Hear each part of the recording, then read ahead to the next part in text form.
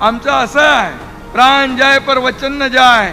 आम्ही असं म्हणणार नाही प्रिंटिंग मिस्टेक झाली. माझ्या लाडक्या बहिणींना मी सांगून ठेवतो की तुम्हाला किती विरोधकांनी सांगितलं तरी सुद्धा लाडकी बहीण योजना कधीही बंद होणार नाही.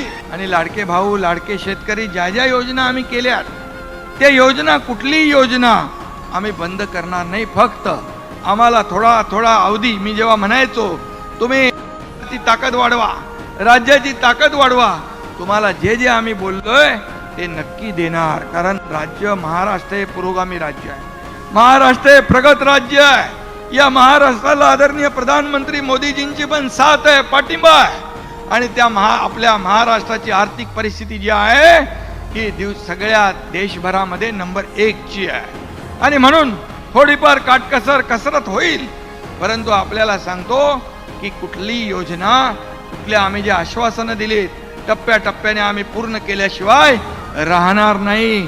आम्ही प्रिंटिंग मिस्टेक म्हणणार नाही.